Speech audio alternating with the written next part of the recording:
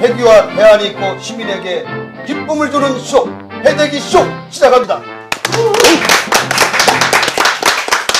자, 오늘 나오신 분 소개하겠습니다. 패대기 쇼 위원장 금홍섭 위원장 나오셨습니다. 예, 안녕하세요. 근데 왜 이쪽으로 그랬어요?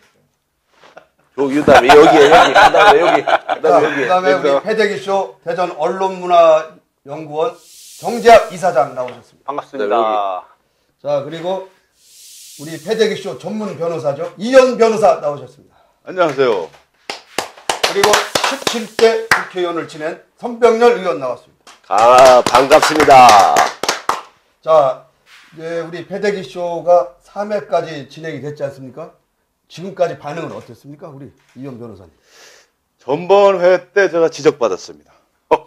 왜? 다리 꼬고 앉았다고. 근데 레리킹 쇼 같은데 딱 꼬고 왔는데 왜 우리는 안 되냐 이게. 우리가 꾸면 좀 다음부터 좀 서서 하죠. 서서? 네. 서도 좋지. 그러니까. 아니, 근데 왜 우리나라 사람들이 다리 꼬면 좀 불량해 보이지? 네, 좀 이상하대. 아니야, 꼬아도 돼. 계속 봐요. 그게 그럼 계속. 됩니까? 그럼. 이쪽 자리가 다리 꼬는 자리. 미국 같은 경우는. 안 돼. 반응 어떻습니까? 우리 선 의원님. 아, 저는 패대기 쇼에 대해서 별다른 반응을 그간 못 들었는데 어제 저녁에 우연하게 모인 술자리에서 패대기 쇼 좋다고 대단하다고 그래요? 그런 반응을 듣고서 좀 더 잘해야 되겠다. 이게 립서비스인가 확인해봤더니 정말로 패대기 쇼 조용한 그 반향을 일으키고 있는 걸 좀 느꼈습니다. 잘합시다. 예, 정 회사장님. 아주 반응 괜찮습니까? 반응이 좋습니다. 저번에 그 마케팅 공사 사장 네네. 그 인사청문회 당연히 통과할 거다 이 얘기 한번 했다가 낙향한다고 그래서 고향이 어디냐고 자꾸 물어보더라고요. 그래서 대전이다. 근데 어디로 낙향을 할 거냐 이렇게 자꾸 질문을 하는 걸로 봐서 보는 분들이 굉장히 많이 있었다 이렇게 해서 나름대로 뿌듯했습니다. 근데 일각에서 통과 못할 가능성이 있대. 통과한다니까. 통과해. 자, 우리 금 회장님. 뭐. 이제 몇 분들한테 들었는데. 네네. 너 참 거기 가서 고군분투한다. 고군분투. 너 편 한 명도 없더라. 심지어 선병렬 의원님 그 민주당 소속이시니까 네가 얘기하는 거 좀 동의해 줄 알았더니 오기도 안 하대 뭐 이런 저속하더라고. 그 얘기 들으니까 그때 그전까지는 전혀 인식을 못했는데 오히려 우리 이현 변호사 나는 금홍섭 위원장이 한 말 중에 뭘 내가 맞서서 나섰는가 내가 볼 전혀 때는 기억이 선병렬 없는데 의원도 먹고 살아야 되니까 그 뭐 이해해줘야 됩니다. 그렇다고 후배를 이렇게 조져요. 조진 기억이 없어. 기억은 없을 겁니다. 자, 그러면 오늘의 키워드 한번 살펴보겠습니다. 안 돼, 이쪽에서. 예, 여기. 재혼 묵직한 주제네. 자, 최근에 개헌이라는 헌법 개정이라는 거죠? 저게? 그렇죠. 예, 헌법을 개헌하자는 얘기인데 성우님께서 지금 김무성 새누리당 대표께서 얼마 전에 오스트리아의 그 이연집 정부제까지 얘기를 하면서 개헌을 얘기를 했다가 하루 만에 번복하면서 청와대 사과를 한 사건이 있었죠. 그래서 개헌 문제가 지금 청와대에서는 하지 말고 경제 활성화에 우리가 주력을 해야 될 때 블랙홀을 만들지 말자라고 하고 지금 여야의 의원들은 개헌에 지금 불을 지피고 있는 중입니다. 지금 정중동 수면 아래로 정기국회 이 국회 안에까지는 수면 아래로 내려가 있고 정기국회 후에 개헌 논의를 하겠다는 얘기입니다. 자, 이 부분에 대해서 우리 얘기 좀 한번 해주시죠. 박근혜 대통령께서 개헌 논의를 하면 이게 브레이크홀이 돼갖고 모든 이슈가 그렇죠. 죽고 현안이 섬세하게 논의가 안 되니까 하지 말라는데 이 김무성 대표의 개헌 발언, 청와대의 경고, 또 뭐 이번에 대표 최고위원 한번 사퇴했대? 예, 맞아. 김태호 사퇴, 홍문종 의원이 또 반격, 김무성 반격. 이게 정작 브레이크홀이 돼버렸어 지금. 응? 개헌 문제가 아니고. 개헌 논의를 하는 게 브레이크홀이 된 게 아니라 개헌 논의를 하면 안 된다는 게 지금 새누리당 내 브레이크홀이 돼버렸어요.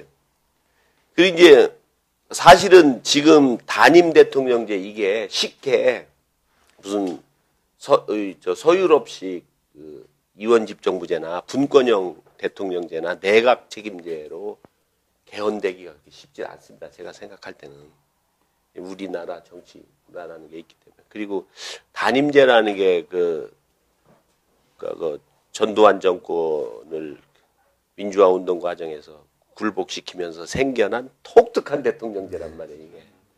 그래서 이게 상당히 좀 어렵다는 그런 생각을 갖고 있고, 특히 박근혜 대통령 입장에서는 이 분권형 대통령제에 대한 문제의식이 있을까요, 지금? 더 집중화된, 더 강력한 대통령제의 모델, 이런 것들은 없을까 하고 지금 박근혜 대통령은 오히려 고민하실 것 같은데. 그렇죠. 근데 하여튼 불행한 거는 집권 여당 내부에서 개헌 얘기를 하느냐 안 하느냐, 왜 하느냐, 무슨 의도를 갖고 했느냐, 이런 거 가지고 지금 전국이 좀 혼란스러운 거는 상당히 유감이고, 하여튼 이번 정기국회 전까지는 개헌 논의는 하지 않는 게 옳다, 이 말이 맞는데, 그렇죠. 대통령의 저런 태도 때문에 정기국회가 끝난 이후에도 개헌에 대한 논의가 정상적으로 정말 국가의 백년대계를 구상하는 그런 개헌 논의가 되겠냐, 이런 걱정이 미리 드는 거예요. 권력 구조에 너무 초점을 맞춰서 개헌 논의를 하면 안 된다. 나는 그렇게 생각해요. 왜? 예.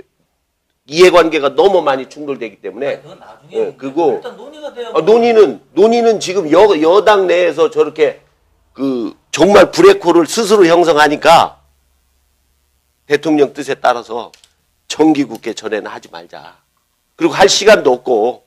그 뜻이에요. 아니, 나는 개헌을 해야 된다고 이렇게 봐요. 네, 해야죠. 왜냐하면 지금 그 헌법이 23년 전에 독특하게 이게 만들어진 거예요. 말하자면 아까 얘기한 대로 직선제를 쟁취하면서 변칙적으로 5년 단임제가 됐는데, 전두환 전 대통령은 7년 단임제로 했고요.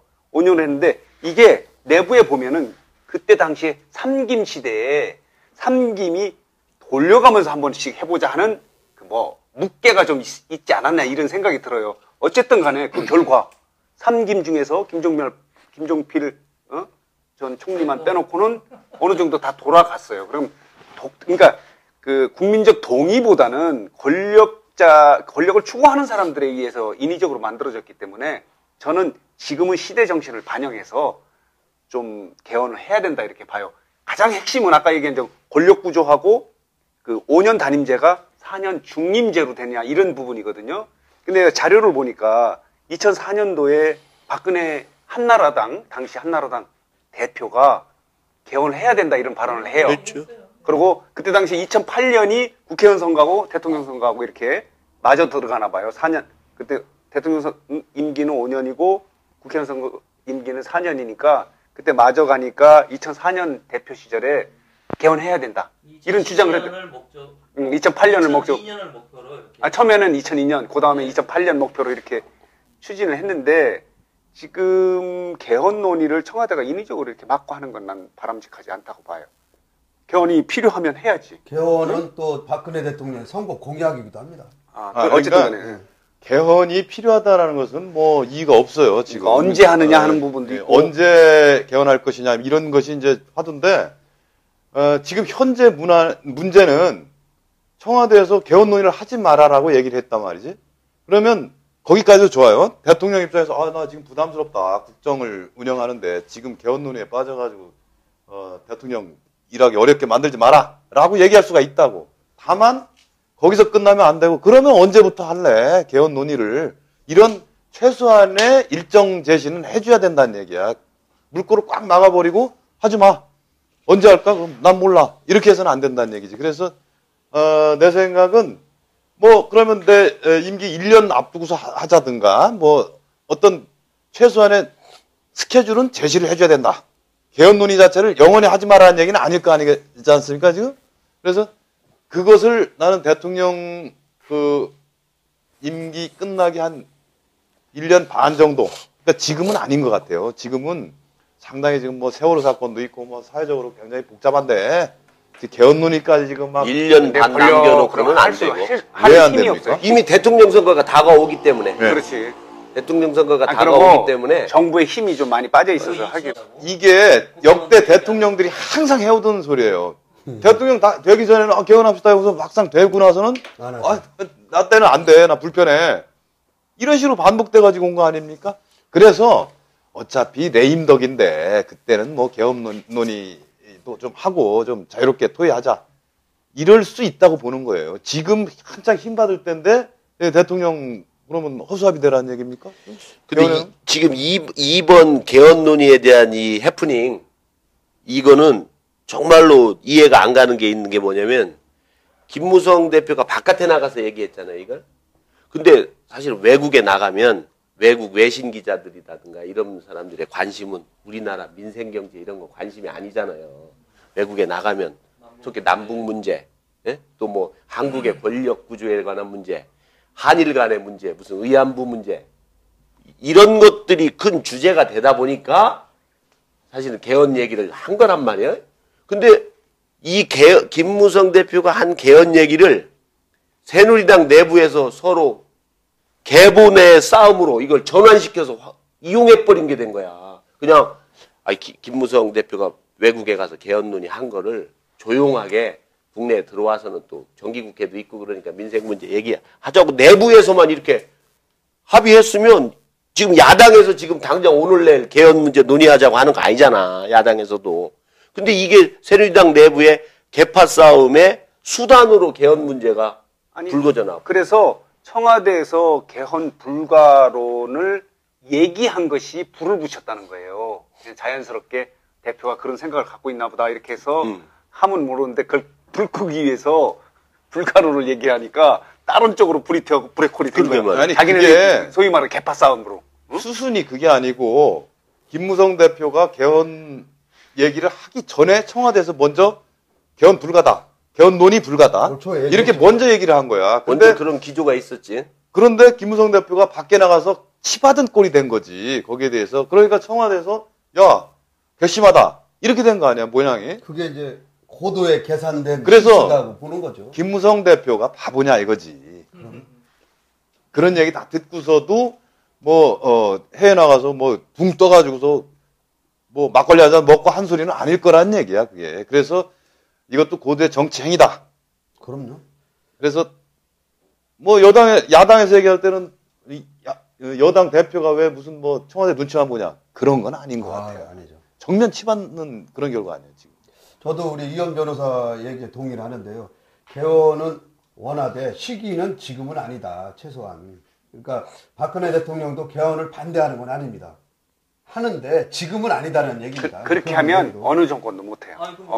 그럼 글쎄요. 언제 안 됐던 아까 얘기했잖아. 정권 후반기에는 못해. 레임덕 왔을 때 하자는 얘기야. 아이, 그렇게 해서는 그럼 못하는 거야. 이번 그러면 정기국회에서 김무성 대표가 오늘 아침 뉴스 보니까 공무원 연금에 관한 개혁안도 직접 앞장서서 관철에 나가겠다 이런 의사피력을 했던데 김무성 대표가 이번 정기국회에서 박근혜 청와대에서 원하는 그런 민생의 문제를 원만하게 해결하면 자진해서 내년부터 개헌론을 제기할 수 있는 그런 밑바탕은 만들어지는 건가요? 일단은 만들어놨죠. 지금 현재는. 힘이 실리면 할 수 있는 거죠. 그리고 그게 국회의원 임기하고 대통령 임기를 맞추려고 하다 보면 4 곱하기 5에서 20년마다 한 번씩 밖에 타임이 안 와요. 그래서 그런 어떤 산술적인 시기를 기다리지 말고 경과 규정을 두면 된다는 얘기야. 그렇죠. 헌법 개정을 하면서 당분간 한 2, 3년간 아기가 안 맞을 때는 어떻게 한다라든가 그걸 경과 규정을 두면 되는 거지 뭘. 그런 거 옛날에 논의된 적이 있죠. 국회의원 임기를 2년짜리 4년에서 하다가 3년으로 줄이게 되면 맞추면 되는 거예요. 조금 그게 절대적인 게 아니라. 늘리거나 3절 임기로 한 적이 이렇게 그렇게 하면 하는 되는 거야. 의견이 있어요. 그러니까 자, 그럼 여기서 또 걸어. 언제쯤 될 건지. 박근혜 임기 중에 안 된다는 얘기야, 그러면? 내년에 안 된다고 저는 봐요. 내년에 그럼 먹을 건데. 국제 경제 정세가 더 악화돼요. 그러면 경제 문제를 놓고 핑계를 부르는데 올해 안 된다고 하면 또 내년에 경제가 안 좋은데 그때 가서 논의를 하겠어요? 저는 쉽지 않을 거예요. 정치는 생물이니까. 저는 대통령 권력의 권력 구조에 관해서만 개헌과 관련해서 말씀을 드리면 이 정치는 문화지 제도가 아니거든요. 응? 그래서 나는 지금 5년 단임제가 좋은 것 같아. 5년 단임제가 사회가 안정되고 그러니까 뭐 예를 들어서 지금 오바마 같은 경우가 5년 하나, 8년 하나 미국 사회가 뭐 차이 있어요?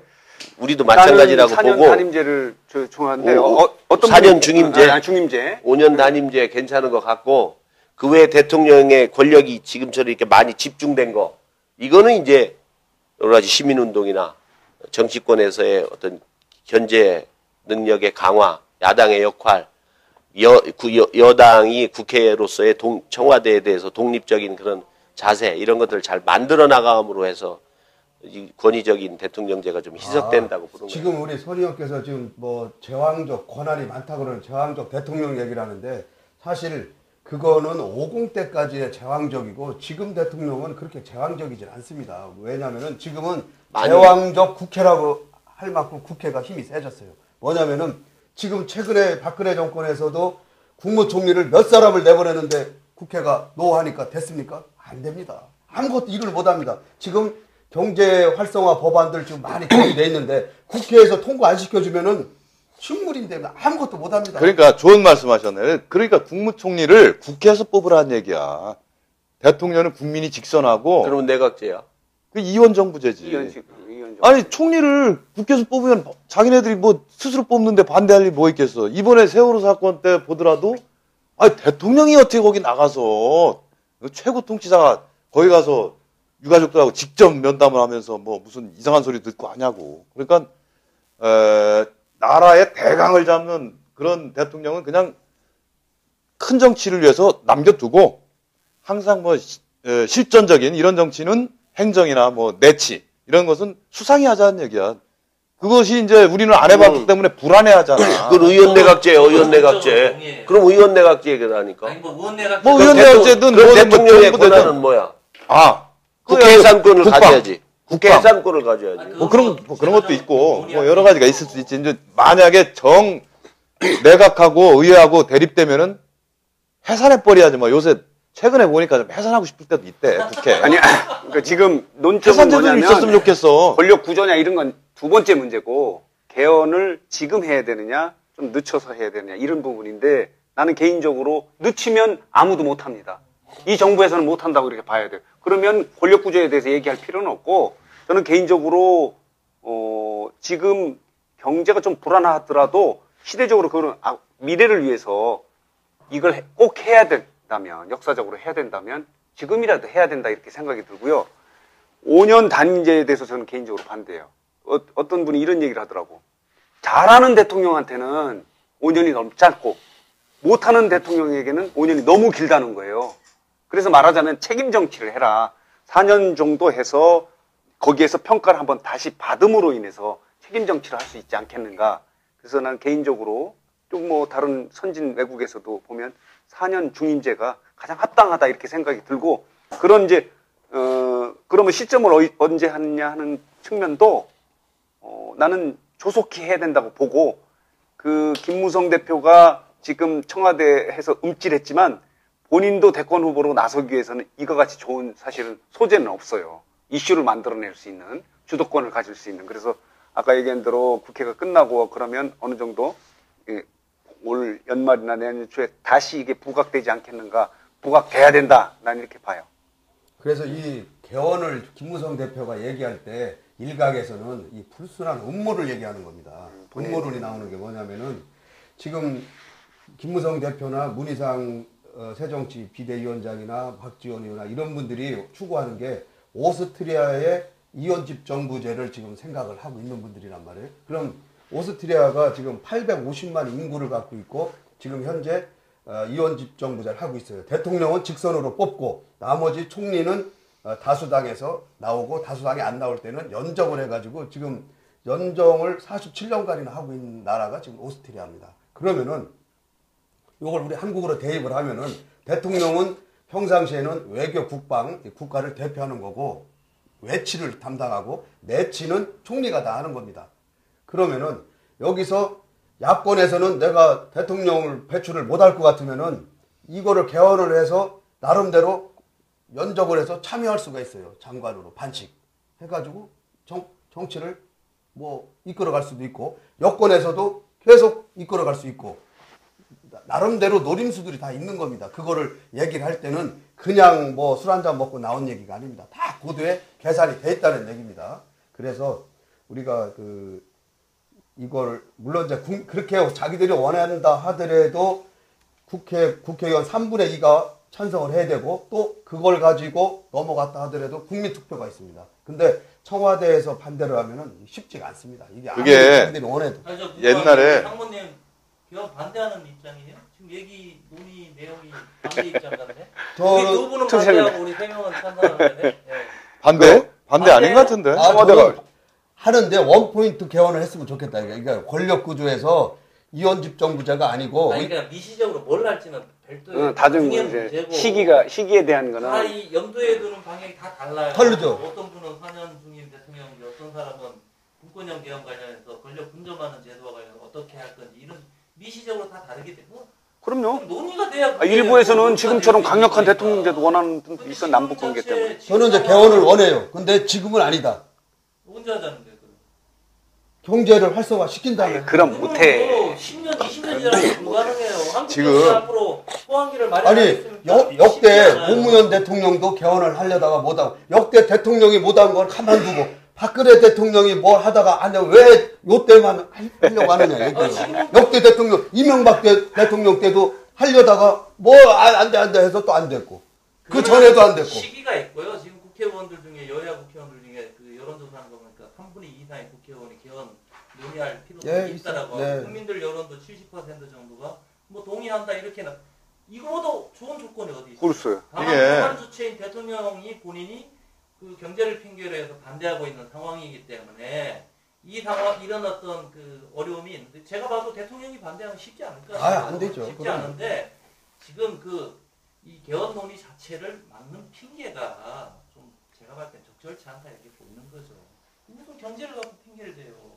차라리 올해 뭐 국회 지금 뭐 여러 가지 세월호 등등 현안이 있으니 내년부터 본격적으로 논의해 봅시다. 이렇게 한다라면 시기를 정해준다라면 그게 오히려 현실성이 있지 않나 생각이 듭니다. 근데 아까 3분의 2 국회의원들이 개헌을 해야 된다 또는 논의해야 된다 이런 여론조사가 있다고 하지만 그러나 개헌의 문제가 국론으로 이렇게 통일되면서 정말 개헌으로 가기는 쉽지 않다. 개헌 그런 논의가 어려움을 한편에 안고 있는 시작되면은 이제 엄청난 그 이해 충돌이나 투쟁이 시작될 가능성이 많아요. 정치 투쟁이 뭐 그런 거를 우리가 이겨낼 수 있는 자신감이 있을 때 가능한 건데 그런 점에 의문점이 있어요. 지금 같이 이렇게 좀 사회적으로 좀 혼란스럽고 이런 상황에서 개헌 논의가 시작됐을 때 지역주의나 또는 뭐 여야 관계나 또 좌우 관계나 뭐 이런 쪽에서 우리가 견뎌낼 수 있을 건지 뭐 깊이 한번 생각해 볼 필요가 있다고요. 그래서 지금 금홍성 위원장도 저랑 같은 의견인 것 같은데 타이밍을 좀 뒤로 미루더라도 스케줄은 잡자. 대략적인 뭐 이것이 정답이 아닌가. 그렇죠. 예, 그거는 저 동의합니다. 한 가지만 더 추가해서 말씀드리면 4년 중임제 이것이 잘못하면 다시 독재 정권의 출현으로 연결될 수가 있다. 뭐 4년, 뭐 8년 해서. 왜냐면 4년 동안 대통령이 중임을 준비한다고 쳐봐요. 중임. 지금은 이어서 일을 할 수가 없다라는 한계가 있지만 이어서 일을 하기 위해서 중임을 준비한다고 하면 집권당 내의 어떤 여러 가지 정치 민주화에 관한 문제, 또 야당의 대결 문제, 대응 문제, 중임 맡기 위해서 극렬하게 싸워야 되고 중임하기 위해서 아니 그게 민주적 미국도 찬인가? 마찬가지죠. 아니 그렇죠. 아니 우리 정치 문화를 얘기하는 그러니까 거지. 어쨌든 우리 간에 정치 문화. 중임을 하려고 노력하는 것이 국민의 눈치를 본다 이렇게 봐요. 지금 최근에 박근혜 정부의 가장 큰 문제는 소통이 없다는 거예요. 일방통행으로 가고 있는데 그거는 단임제가 갖고 있는 뭐 병폐가 아닌가 이렇게 생각하거든요. 그 말하자면은 그러니까 중임을 하려고 노력한다는 거는 국민의 눈치를 본다는 이런 개념이기 때문에 나름대로 국민이 뭐 정치에 국민의 의사가 반영되는 긍정적인 측면이 있죠. 민주적 그런 그렇게 해석하면 긍정적인 측면이 그걸 있는데 뭐 4년 동안 그 일은 안 하고 뭐 그냥 재선만 위한다 이렇게 얘기할 필요는 없는 거죠. 예를 들어서 정당 여당 내에서 다시 그 대통령한테 줄서기를 한다거나 계속해서 또 야당 내에서 그거를 막기 위해서 극렬하게 투쟁을 한다거나 이런 과정들이 다시 연출되면 좋은 뜻으로 만들어진 제도가 정치 혼란으로 다시 가는 그런 우려가 있다. 선진 민주 국가에서는 동의하지 4년 않는? 중임제가 그래도 보면 합당하다 이렇게 보기 때문에 나는 4년 중임제를 하는 거고. 그럼요. 4년 중임제 뭐 병폐가 있을 수도 있다 하는 기본적으로 거에 대해서는 뭐 대통령제를 하는 나라가 별로 없어요. 선진국에는 어디 있습니까? 미국 빼놓고. 왜 우리가 대통령제를 계속 고집을 하는지 정말 이해가 어렵다. 근데 어쨌든 간에 지금은 문제가 뭐냐면 권력 구조도 있고 뭐 임기 문제도 있고 이렇게 되니까 아까 지금 논의의 초점은 뭐냐 지금 개헌 문제를 해야 되느냐 말아야 되느냐 이런 부분이에요. 근데 나는 지금이라도 개헌 논의를 해서 시점은 어떻게 되든 간에 국민적 관심을 이렇게 해야 된다는 측면이고 아까 얘기한 대로 일부에서는 하지 말아야 된다는 거고 일부는 시점 그 스케줄을 좀 밝혀라. 내년 초서부터 얘기를 하겠다든가 뭐 이렇게 하라는데 그 뭐 반씩 두 분은 그런 부분이고 여기는 좀 더 늦춰야 된다 이런 거고 나는 조속해야 된다 이렇게 분리가 된 것 같아요. 예, 이건 뭐 우리가 결론 낸다고 해서 이거 하고 안 하는 건 그건 아니니까 아니죠. 일부에서는 대전 시민의 여론을 한번 그런데- 점검해보는 거니까. 아니 근데 우리가 결론 내리면 영향이 크더라고. 아 그래? 아니 근데 우리가 아니, 지금 해봤잖아. 근데 우리가 논의하는 거는 김무성 대표가 논의하는 건 박근혜 대통령이 막을 수 있지만 우리가 논의하는 거는 못 박정희 못 막지. 대통령이 아무도 못 막을 막지. 못 막지. 아, 그리고 청와대에서 이거 못 본다는 보장 있어요? 인터넷인데? 아니, 이런 일부에서 이런 얘기를 해요. 청와대 참모들이 보고서 바로 개헌을 해서 의원 내각제나 이원 집정부제나 이런 게 나오면은 이제 대통령제가 아니면은 이제 국회의원들이 일선에 나가서 이제 이걸 하는 거 아닙니까? 장관을 하고 총리도 하고 지금 국회의원 하는 꼴을 보면은 이 사람들이 장관을 하고 뭐 총리를 해? 그러니까 그런 거에 아직 이게 여론이 와닿질 않는 거예요. 지금 우리 국회의원이 역대 국회의원 치고 가장 지금 인심을 잃은 국회 아닙니까? 그걸 알고 계시죠, 그죠? 몰라요 쟤는 지금은 그러니까 지금 국회의원들이 가장 지금 이 안 좋은 시점이기 때문에 선병을 그래서 이용해서 개헌이 어렵다는 여기 선의원 있지만 국회 해산 제도를 꼭 넣어야 돼. 네. 헌법에. 국민들이 얼마나 열불 받았어, 전번에. 이게 무슨 해산할 수 있는 방법이 없냐 이거야. 세비만 꼬박꼬박 받아가면서 아무것도 안 하고. 뭐 본인들은 지역구에서 뭐 열심히 일한다 하지만 지역구에서 일하는 게 뭐야. 애경사 챙기고 뭐 이런 것 뿐이지. 그래서 헌법 개정을 하면서 국회 해산 제도를 넣자. 넘어갑시다. 네. 넘어갑시다. 자, 여기까지. 그것만 결론 내고 헌법 개정하면서 국회 해산 하겠습니다. 요 살살 가운데 치죠. 있는 거 살살 치죠. 알살해 축제. 대전 대표 축제. 이거. 요거는 한 얘기할 만할 것 같다. 근데 응? 하실 만 아니 그러니까 대전의 대표 우리 대전 권선택 시장께서 대전의 대표 3대 축제로 만들고 그동안 많이 있던 축제들을 통폐합해서 뭐 대표 축제로 만들겠다라는 게 지금 대전시의 생각 같습니다. 네 말씀하세요. 네, 아니 거기에 대해서 우리 아니 근데 권 시장이 그렇게 말씀하셨어요? 세 개를 통폐합한다고?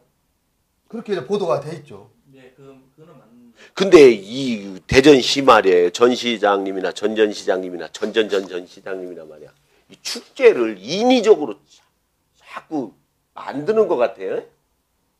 그런 아이디어 차원에서 축제라는 건 그 도시의 전통이 배어 있고, 작은 규모든 큰 규모든 아니면 거대한 것이든 섬세한 것이든 뭐 시민들의 정서가 이렇게 녹아나는 맞아. 그런 것을 축제로 잘 상징성이 갖고 있어요. 나가는 거지. 상징성. 갑자기 만들어내고 갑자기 통합하고 없애고 그리고 그냥 지금 있는 축제를 작은 규모든 큰 규모든 진행하면서 시민들의 마음속에서 살아남는 축제가 어떤 건가 자연적으로 이렇게 해야 되는데 시가 다 축제를 주도하고 또 시가 예산을 투입 안 하면 금방 끊기고 또 시가 그 예산을 투입하는데 어려움이 있으니까 이제 통폐합 이런 생각이나 하고 말이야.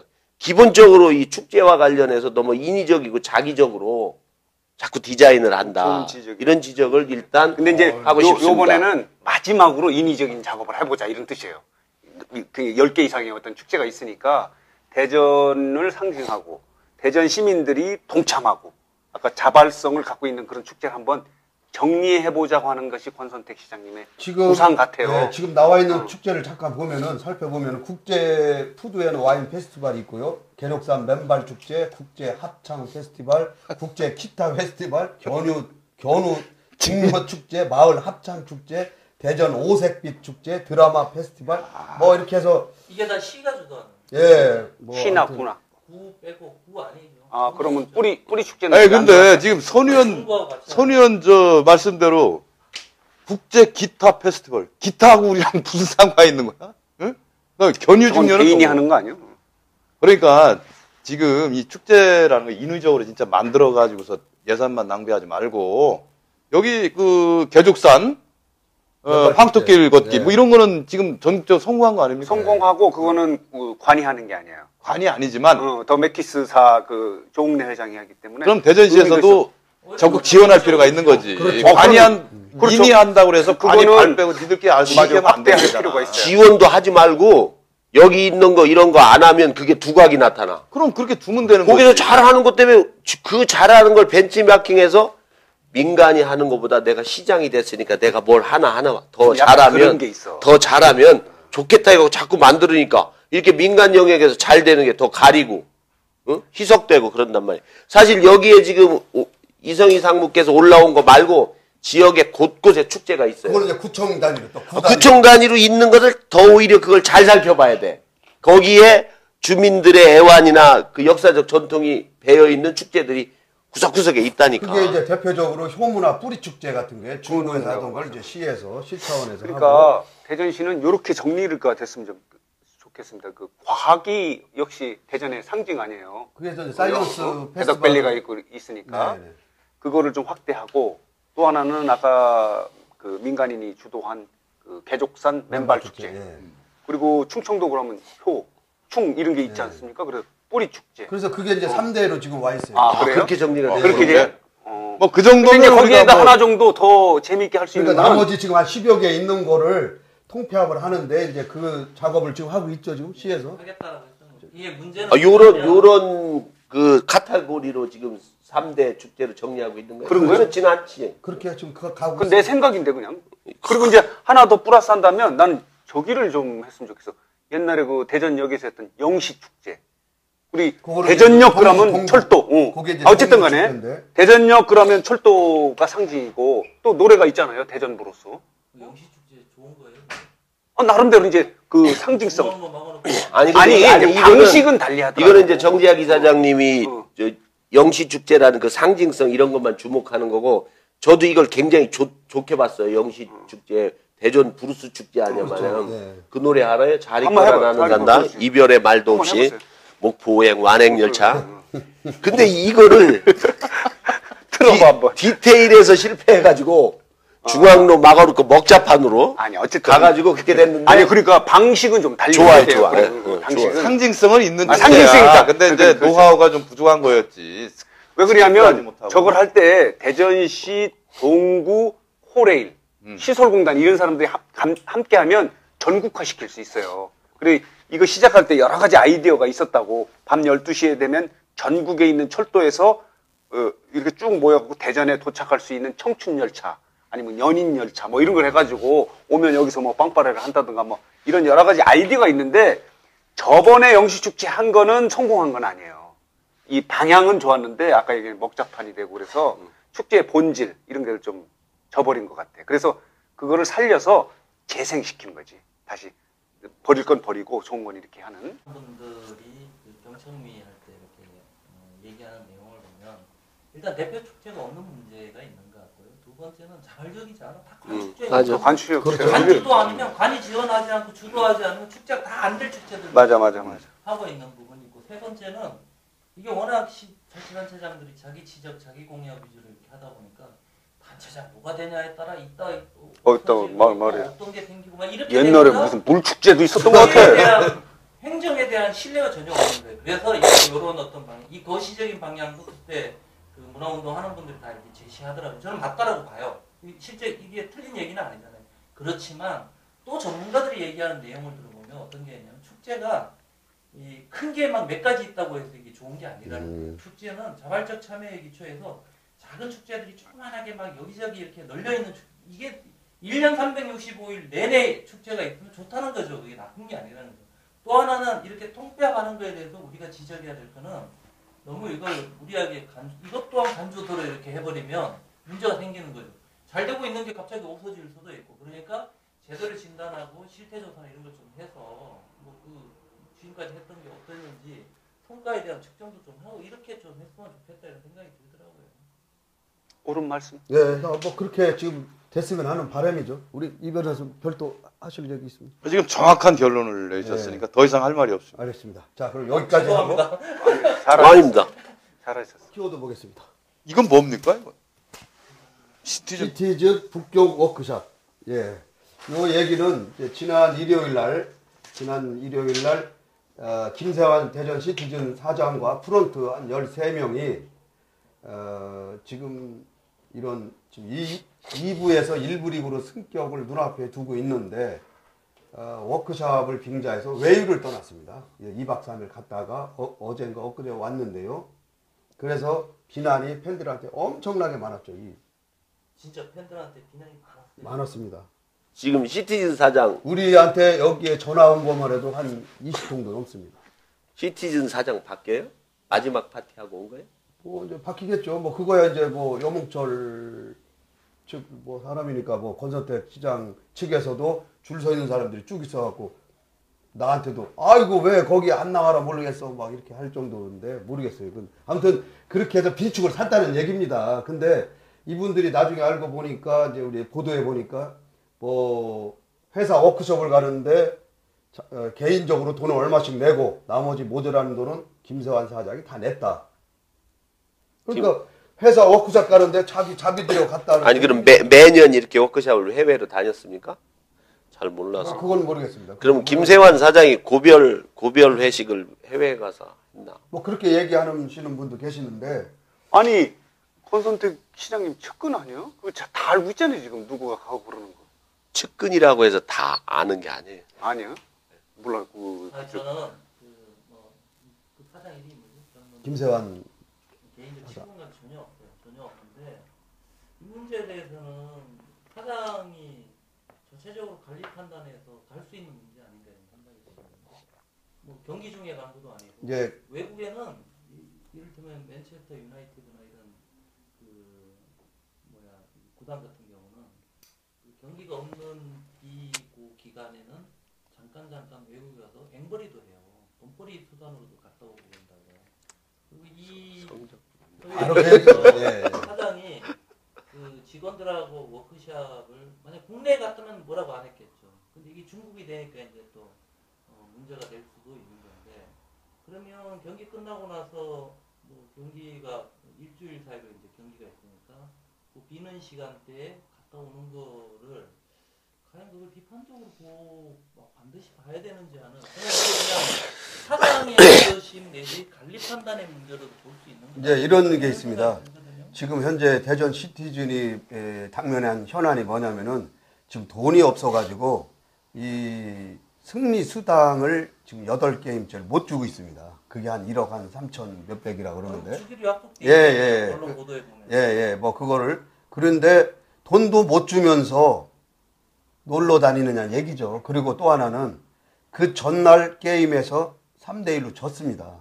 그래서 그 진 게임을 서포터즈들은 뭐라고 생각하냐면은 그걸 이제 웨이로 간다는 걸 알았을 거 아닙니까? 저 선수들이.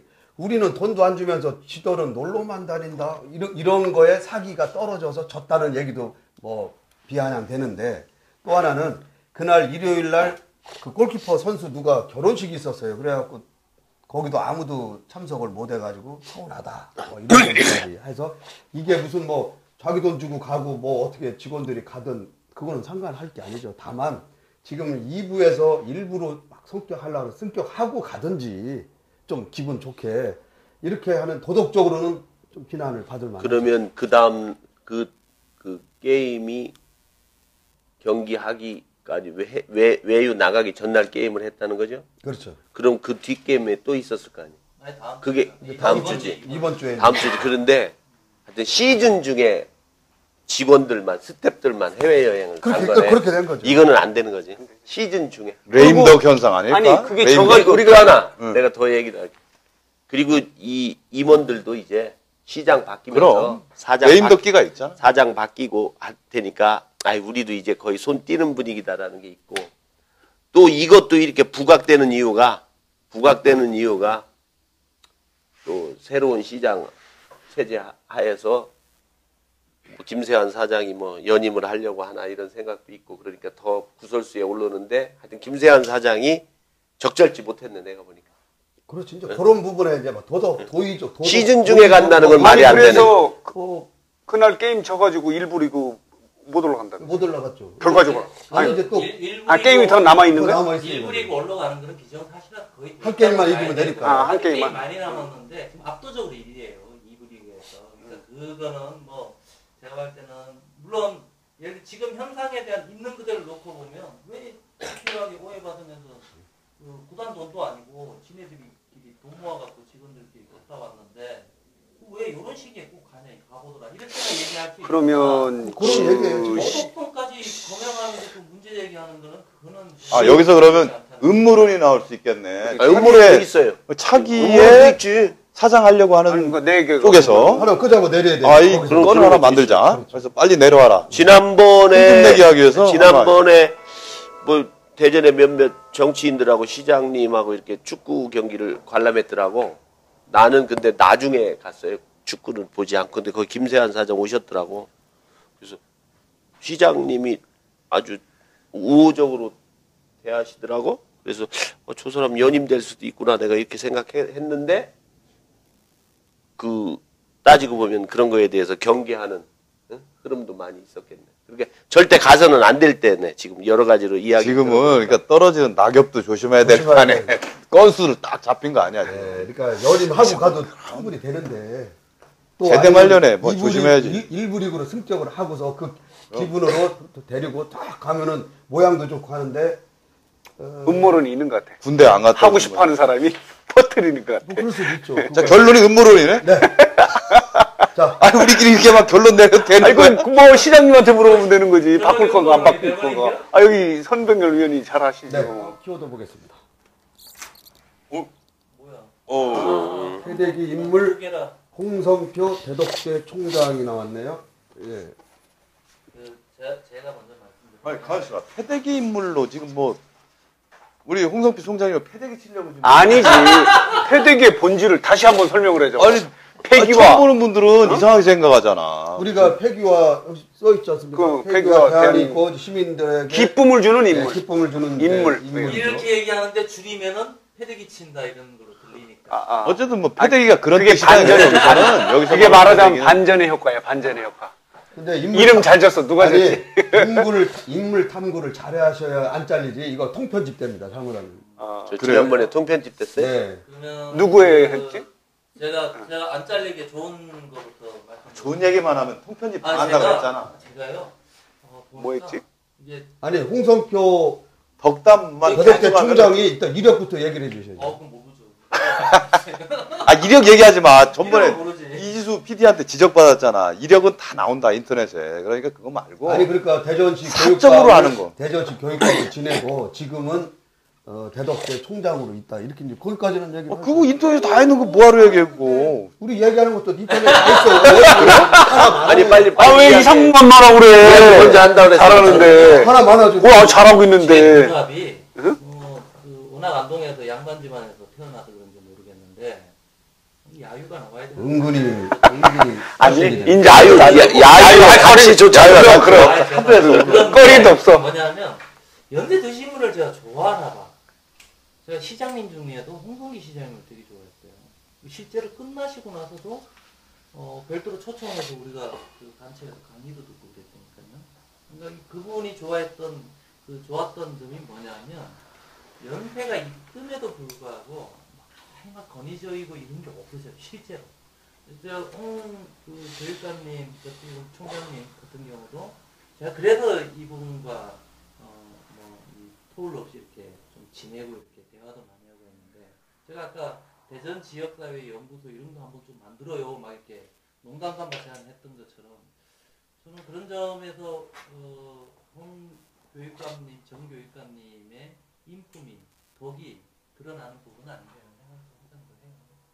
근데 뭐 패대기하고 무슨 상관이지? 제가 좋은 점을 패대기는 존경한다고 지금 제가. 패대기 인물은 좀 몸이 건조하다. 좀 아니 저기 패대기 싫어하는 건 아니고 홍성표 교육감님이 시대 교수였었어요.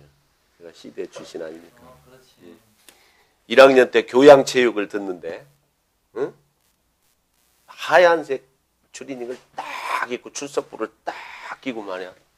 저기서 뚜벅뚜벅 걸어오는데, 응? 야, 진짜 남자답더라고. 그런 남자가 있나? 그 전에는 저 충북대학하고 야구 정기전 같은 걸 했어요. 충남대하고 충북대가 체육 교류를 했어. 대전 그 야구장에서 야구를 하는데 그때 또 야구 감독이에요, 이번이. 충남대학교 야구 감독.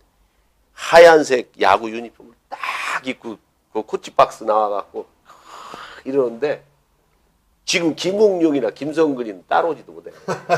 그 제스처나 폼이나 이런 게. 그렇게 우리 대학 다닐 때 멋있었는데 저희 초등학교 선배시에요. 천동초등학교. 아 그러세요? 천동초등학교 이해신데 그 지금도 형제들이 그 동네에 이렇게 많이 사시지. 근데 교육감 3년 하시고 아니요 두 번. 두 번 했어요. 예, 두 번 하죠. 예. 두 번 하시고 세 번째 그냥 하나. 그만뒀는데 제가 국회의원 할 때인데 김병준 실장이 교육감 아니 교육부 장관 내정됐다가 청문회에서 낙마했잖아. 그때 내가 이해찬 총리를 찾아가서 홍성표 교육부 장관 후보로 내가 추천을 했어. 아, 그래. 그분 지금 뭐 하셔?